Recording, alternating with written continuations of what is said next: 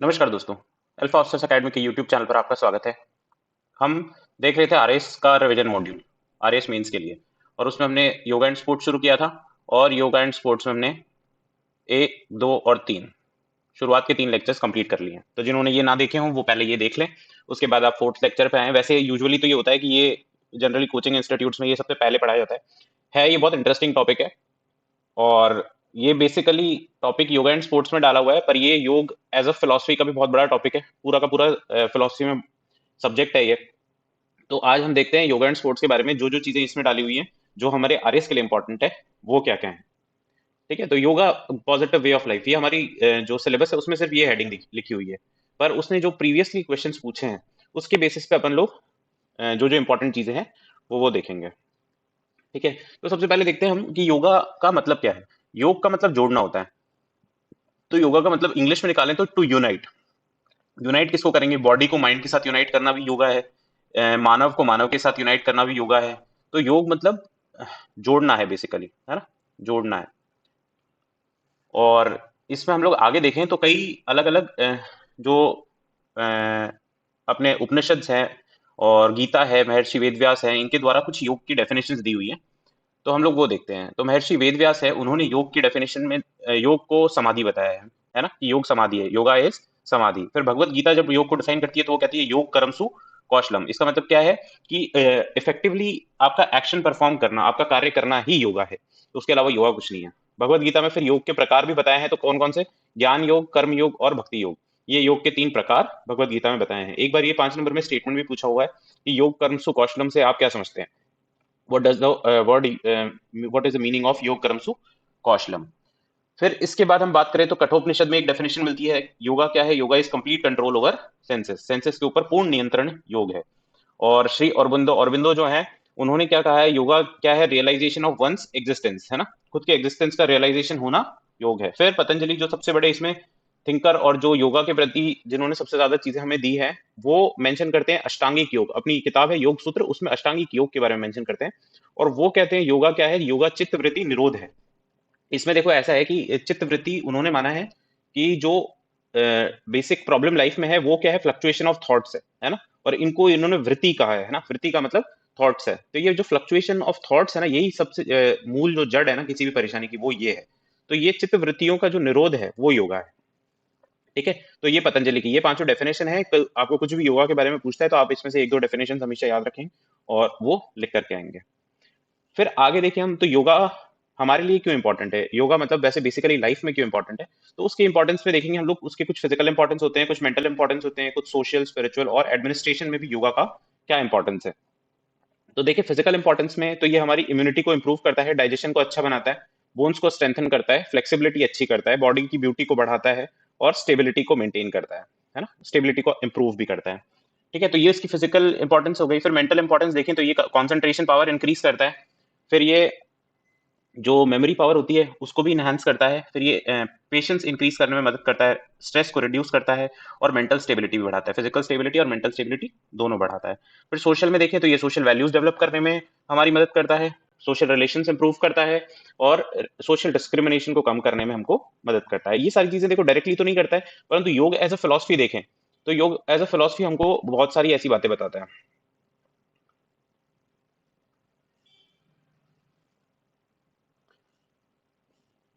फिर हम इसके आगे देखें तो स्पिरिचुअल स्पिरिचुअल इंपॉर्टेंस क्या है? ये तो कंसंट्रेशन बढ़ाता है। जब हम, जैसे आपने देखा होगा कहीं पर भी ध्यान करने बैठ रहे हैं तो कंसंट्रेशन चाहिए, तो वो योग की मदद से हम लोग इंप्रूव कर सकते हैं। फिर डेवलप करता है स्पिरिचुअल क्वालिटीज एक इंसान के अंदर। फिर डेवलप करता है मॉरल और एथिकल वैल्यूज को डेवलप करता है, which are utmost necessary for a person. फिर एडमिनिस्ट्रेशन में देखें तो ये इंसान को, जो एडमिनिस्ट्रेटर है, उसको स्थित प्रज्ञ बनाता है, बहुत स्टेबल बना देता है, डिसीजन मेकिंग बहुत अच्छी कर देता है, उसकी टाइम मैनेजमेंट में मदद करता है, स्ट्रेस रिड्यूस करता है तो उसकी ओवरऑल एफिशिएंसी बढ़ती है। फिर बैलेंस, लाइफ में बैलेंस बनाए रखने में मदद करता है। तो ये इंपॉर्टेंस थे योगा के, फिजिकल, मेंटल, सोशल, स्पिरिचुअल और एडमिनिस्ट्रेशन में इसकी क्या इंपॉर्टेंस है ये हमने देखे। फिर जो हमने पहले बात की पतंजलि की योग सूत्र की, इसमें अष्टांगिक योग जो मेंशन किए गए हैं उसके बारे में देखिए। अब देखो ये 8 योग है, उसमें यम नियम आसन प्राणायाम प्रत्याहार ये सारी चीजें हैं। तो हम एक एक करके देखते हैं। तो सबसे पहले यम की बात की है, तो यम क्या है? कंट्रोल है बॉडी, थॉट और स्पीच। ठीक है, इंसान के शरीर पर, उसके विचारों पर और उसकी बोली पर। जैसे कहते हैं ना मनसा कर्मा और वाचा, तो उनके ऊपर जो कंट्रोल है वो यम है ना। अब ये कंट्रोल होता तो है, पर ये कैसे कैसे हो सकता है, तो ये इन्होंने 5 तरीके इसमें बताए हैं। इसमें नॉन वायलेंस है अहिंसा, ट्रुथ है सत्य, नॉन स्टीलिंग है अस्तेय, नॉन पोजेशन है अपरिग्रह, और सेलिबेसी ब्रह्मचर्य। ठीक है, ये 5 तरीके हैं। जैसे नॉन वायलेंस क्या है, तो एब्सटेनेंस फ्रॉम वायलेंस, तो नॉन वायलेंस है ही है, परंतु सबके लिए दयालु होना भी नॉन वायलेंस है। फिर सत्य है, तो सत्य आपको ट्रूथफुल होना है आपके आइडियाज में और आपके एक्शन में, दोनों में। ठीक है, ऐसा नहीं आप सच बोल रहे हो तो वो सिर्फ सत्य नहीं है, सत्य आपके आइडियाज में भी सत्यता होनी चाहिए, आपके एक्शन में भी वो सत्यता होनी चाहिए। फिर नॉन स्टीलिंग की बात है, तो अस्ते तो मतलब किसी को दूसरों के आइडियाज नहीं चुराने चाहिए, दूसरों की चीजें नहीं चुरानी चाहिए, और लिमिटेड रिसोर्सेज में रहना सीखना चाहिए। ठीक है, तो ये नॉन स्टीलिंग अस्ते की बात है। फिर नॉन पोजेशन है अपरिग्रह, तो मतलब इंसान को जितनी जरूरत है उतना ही वेल्थ एक्यूमुलेट करना चाहिए, उससे ज्यादा वेल्थ एक्यूमुलेट नहीं करनी चाहिए, वेल्थ हो या जो भी मटेरियल चीजें हैं। फिर सेलिबेसी की बात करें, तो सेंसुअल जो भी डिजायर्स हैं उनसे हमको एब्सटेन करना है खुद को, तो ये ब्रह्मचर्य है। तो पहला देखा हमने यम है, फिर नियम देखते हैं। नियम क्या है, एम देखो, नियम का एम क्या है कि ये इंश्योर करता है स्पिरिचुअल अपलिफ्टमेंट, किस तरीके से, वर्च्यू और गुड बिहेवियर से। ठीक है, और इसका जो मेन एम्फेसिस रहता है वो इंटरनल प्योरिटी पे रहता है ना, सफाई पे रहता है। तो इसमें 5 नियम इसमें दिए हुए हैं। क्या क्या है, शौच, संतोष, तप, स्वाध्याय, ईश्वर, प्राणिधान। ठीक है, ये 5 नियम है। अब शौच मतलब क्या है, टू, इसका मतलब है प्योरिटी, है ना। इसका मतलब होता है वैसे टू प्योरीफाई, है ना। तो डेली प्योरीफाई करेंगे आप, बॉडी को प्योरीफाई कैसे कैसे करेंगे, वाटर से करेंगे, माइंड को करेंगे आपके अच्छे कंडक्ट से, अच्छे आचरण से, फिर सोल को परसिवरेंस से, और इंटेलेक्ट को नॉलेज से। ये इन्होंने शौच के तरीके बताए हैं। और शौच का मतलब क्या है, प्योरिटी। फिर संतोष है, संतोष मतलब है सेटिस्फैक्शन, सेटिस्फैक्शन मतलब जो प्राप्त है वही पर्याप्त है। ये बेसिक संतोष का मतलब है, सेटिस्फैक्शन होना चाहिए इंसान के अंदर, तो वो इंटरनल प्योरिटी को लीड करता है। फिर तप है, तप मतलब क्या है, तो कॉन्स्टेंटली अपने गोल की तरफ मूव करना, है ना, जो भी चैलेंजेस आए उनको एक्सेप्ट करते हुए, यही तप है। फिर स्वाध्याय है, स्वाध्याय मतलब कि सेल्फ स्टडी है ना, तो स्टडी ऑफ टेक्स्ट, लाइक ये वेद पुराण ये सब जो टेक्स्ट है उनको पढ़ना। तो इससे क्या होता है, इससे होता क्या है, अपने जो थॉट्स होते हैं उनका डेवलपमेंट होता है, और मेंटल स्ट्रेंथ इंसान के अंदर आती है। फिर ईश्वर प्राणिधान है, तो इसका मतलब है to dedicate all the works of life to the almighty, मतलब जो भी आपने अच्छे कर्म किए हैं उसका घमंड खुद में ना आए, इसलिए वो हम ईश्वर को डेडिकेट कर देते हैं। ठीक है, तो ये 5 नियम है, शौच, संतोष, तप, स्वाध्याय, ईश्वर, प्राणिधान। फिर हम आगे देखें तो आसन। आसन में देखो, आसन के बारे में पतंजलि ने लिखा है स्थिर सुखम आसन। स्थिरता से मतलब सुख की पोजीशन में स्थिरता से बैठना ही आसन है ना। It means to set comfortably in particular posture and to maintain it for some time. ये क्या करता क्या है, ये प्रोवाइड करता है अपन को मेंटल और फिजिकल स्टेबिलिटी। ठीक है, तो ये आसन है। आसन देखो, आसन भी 3 तरीके के होते हैं, करेक्टिव आसन होते हैं, रिलैक्सेटिव आसन होते हैं, और मेडिटेटिव आसन होते हैं। अब करेक्टिव आसन में क्या है, पोस्चर करेक्शन और फिजिकल डेवलपमेंट में काम आएंगे। रिलैक्सेटिव आसन क्या है, ये आराम प्रदान करेंगे, थकान को मिटाएंगे। और मेडिटेटिव आसन में क्या है, ये कॉन्सेंट्रेशन को इंप्रूव करेंगे। अब जो करेक्टिव आसन है उसमें देखो, ये एग्जांपल आप कोई से भी लिख सकते हो, वैसे मैंने दो दो इसमें लिखे हुए हैं। तो ये चक्रासन और धनुरासन करेक्टिव आसन है। रिलैक्सेटिव में शवासन और मकरासन, ये रिलैक्सेटिव आसन है। और मेडिटेटिव में पद्मासन और सिंहासन। ठीक है, तो ये आसन के 3 प्रकार थे हमने देखा। इससे पहले देखो, हमने जो पहला यम, नियम और आसन 3 देखे। फिर है प्राणायाम। टोटल 8 हमको अष्टांगिक योग देखने हैं। तो प्राणायाम, प्राणायाम मतलब बेसिकली है इनहेलेशन और एक्सहेलेशन, सांस को अंदर लेना और बाहर निकालना, ये प्राणायाम है। अब इससे होता क्या है, रेस्पिरेटरी सिस्टम आपका अच्छा हो जाता है। तो इसमें प्राणायाम के 3 एलिमेंट्स बताए गए हैं, पूरक, कुंभक और रेचक। पूरक तो इनहेलेशन, और कुंभक रिटेंशन, और एक्सहेलेशन को रेचक, मतलब सांस को एक बार अंदर लेना, फिर उसको थोड़ी देर के लिए रोकना, और फिर एक्सहेल करना। तो ये 3 एलिमेंट्स हैं, पूरक, कुंभक और रेचक। फिर प्राणायाम के कुछ प्रकार हैं, जैसे कि उज्जयी, सितकारी, सूर्यभेदी, शीतली, भ्रामरी, भस्त्रिका, कपालभाति और मूर्छा प्राणायाम। ठीक है, तो ये इसके प्राणायाम के कुछ प्रकार हैं।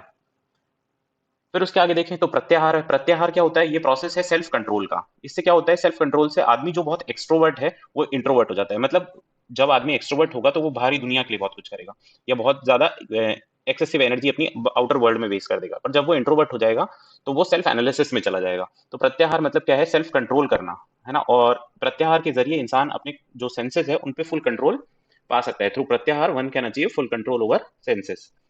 फिर धारणा, धारणा का मतलब क्या है, focusing mind on some idea, goal etcetera. और ये फाउंडेशन है मेडिटेशन की, धारणा, है ना। इसमें आपने जो भी कोई आपका गोल है, कोई विचार है, उसके ऊपर माइंड को फोकस करना है। और फिर है ध्यान। ध्यान मतलब है कंटिन्यूअल कंटेम्पलेशन ऑफ प्लेस और ऑब्जेक्ट चूजन। आप किसी भी प्लेस को या किसी ऑब्जेक्ट को चूज कर लो और उसकी तरफ आप देखते रहो या उसी की तरफ आप ध्यान लगाओ, तो इसको ध्यान बोला गया है ना। और ये इंसान को मेंटली स्ट्रांग बनाता है और हमें समाधि की तरफ लेकर के जाता है। फिर इसका जो अष्टांगिक योग का जो लास्ट है वो है समाधि। समाधि क्या है, इसमें इम्पल्सेस जितनी भी ब्रेन से आती है उनको रोकना है ना। ये योगा का अल्टीमेट ऑब्जेक्टिव होता है। और इसमें देखेंगे अपन तो ये दो प्रकार के हैं, एक तो संप्रज्ञात है और एक असंप्रज्ञात है। संप्रज्ञात में क्या है, इसमें कुछ सेंसेस है ना, सम सेंसेस आर स्टिल, मतलब है ना, इसमें कुछ कंट्रोल सेंसेस का अभी भी सेंसेस के पास ही है, अपने पास में नहीं आया है। परंतु असंप्रज्ञात में ये कंप्लीट समाधि की स्टेट है, इसमें चाहे सांस, दिल की धड़कन, ये सारी चीजें अपने कंट्रोल में आ जाती है। तो ये अल्टीमेट जो ऑब्जेक्टिव होता है योगा का वो यही होता है। ठीक है, तो हमने जो देखे वो क्या क्या है, यम नियम, आसन, प्राणायाम, प्रत्याहार, धारणा, ध्यान, समाधि। ठीक है, ये टोटल अष्टांगिक योग थे, अष्टांगिक योग।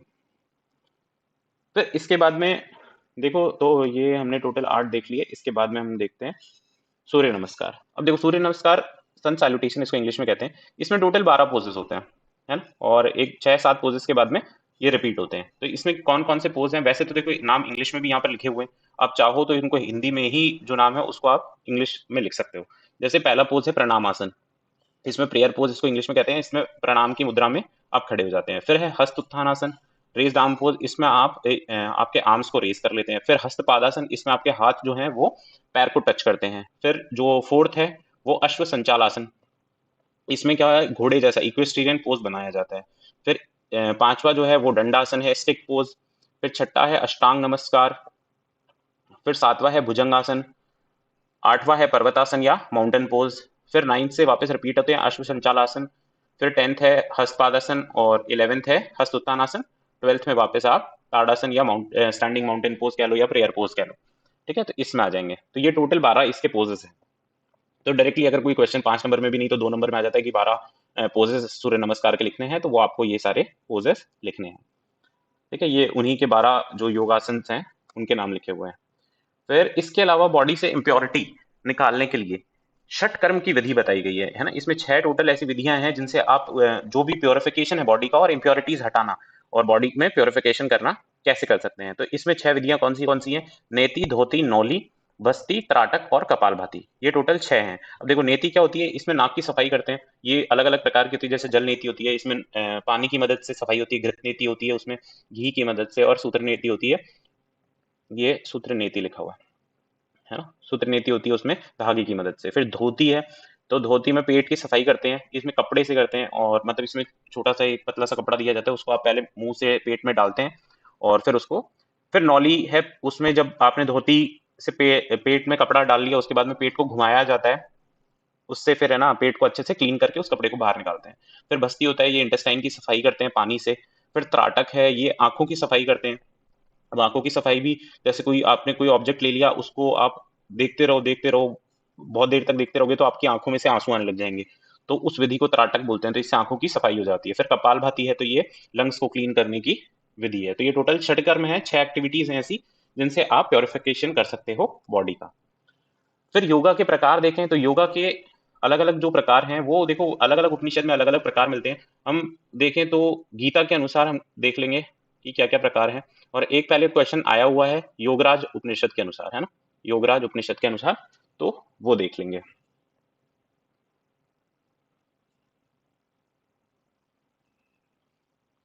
ठीक है, तो सबसे पहले गीता के अनुसार देखें तो गीता के अनुसार देखो 3 तरह के योग गीता में मेंशन्ड है, कर्म योग, ज्ञान योग और भक्ति योग। अब कर्म योग में क्या है कि जो अपन ने सबसे पहले पढ़ा था योग कर्म सु कौशलम, तो आपको कर्म परफॉर्म करना ही योगा है, ये गीता में लिखा हुआ है। ये ये योगा जो कर्म योग है वो ह्यूमन वेलफेयर का योगा है, सेल्फलेस एक्शन का योगा है और सर्विस की तरफ ध्यान देता है। फिर action that is done in meditative awareness, जो भी आप काम करेंगे वो फुल अवेयरनेस स्टेट में करेंगे, मेडिटेटिव अवेयरनेस स्टेट में करेंगे। फिर ज्ञान योग है, तो ज्ञान योग क्या है, सम है नॉलेज और विजडम का। नॉलेज अकेला काफी नहीं है, उसके साथ में विजडम मतलब विवेक का इस्तेमाल करना भी बहुत जरूरी है। तो ये ज्ञान योग में लिखा हुआ है। तो ज्ञान योग से होता क्या है, इंटेलेक्चुअल पावर को अवेकन करने में ये हमारी हेल्प करता है। और फिर भक्ति योग है, भक्ति योग क्या है, योगा ऑफ इंटेंस डिवोशन, पूर्ण रूप से अपने आप को डिवोट कर देना भगवान के प्रति या जो भी आपके इष्ट हैं उनके प्रति। तो ट्रू फॉलोअर जो होगा भक्ति योग का वो होगा फ्री किससे, रॉन्ग डूइंग से, गलत कार्यों से और ईगो से। ईगो से फ्री होगा और गलत कार्यों से फ्री होगा, तो वो भक्ति योग में लीन हो सकता है। फिर जो चार मैंने बताया योगराज उपनिषद के अनुसार, तो उसमें हठ योग है, राज योग है, मंत्र योग या जप योग है, और लय योग है। इसमें देखो अपन अलग अलग देखें तो हठ योग क्या होता है, ये फिजिकल और मेंटल प्योरिफिकेशन अटेन करने के लिए होता है। फिर राजयोग है तो ये हिडन पावर को डेवलप करने के लिए होता है। फिर मंत्र योग या जप योग है, ये माइंड को किसी भी बंधन से फ्री कराने के लिए है ना, free is the mind from any bondage. फिर लय योग है तो योगा है ये मर्जिंग द पर्सनालिटी का, है ना। लय का मतलब होता है क्या, कि टू मर्ज और टू डिसॉल्व। अब due to this strict discipline is developed, है ना, बॉडी और माइंड में बहुत ही स्ट्रिक्ट डिसिप्लिन डेवलप हो जाता है। तो ये चार, वैसे आप इनके नाम नाम भी याद रख लो तो भी ठीक है। गीता के अनुसार ये जो हमने देखे कर्म योग, ज्ञान योग और भक्ति योग, ये थोड़े इंपॉर्टेंट ज्यादा हैं, तो आप इनका थोड़ा सा है ना डिस्क्रिप्शन याद रखना। बाकी ये आप नाम नाम भी याद रख लो तो भी चल जाएगा। फिर इसके बाद देखो एक टॉपिक दिया हुआ है मॉडर्न योगा गुरु, है ना। तो वैसे बहुत सारे होते हैं, आप कहीं से भी इंटरनेट से, तो मैंने यहाँ पे चार, जैसे स्वामी रामदेव, बहुत ही चर्चित जो चार नाम है, जग्गी वासुदेव, है ना, जग्गी वासुदेव है, मीनाक्षी देवी भवरी और श्री श्री रविशंकर है। ये चार मॉडर्न योगा गुरुज हैं, तो इनका नाम आप याद रखना, या फिर जो भी आपको ऑलरेडी याद हो आप उनका नाम याद रख लेना। फिर इसके अलावा हम जो लास्ट में टॉपिक है वो है कि गवर्नमेंट ने क्या क्या एफर्ट्स किए हैं योगा को प्रमोट करने के लिए। तो उसमें क्या क्या एफर्ट्स हैं, यूएन ने जो है ना योगा को 21 जून को योगा डे डिक्लेयर किया है। 2014 में इसमें भारत ने प्रस्ताव भेजा था, और 2015 से ये 21 जून को योगा डे, जैसे कि आपको पता है अभी जून में योगा डे सेलिब्रेट किया जाएगा।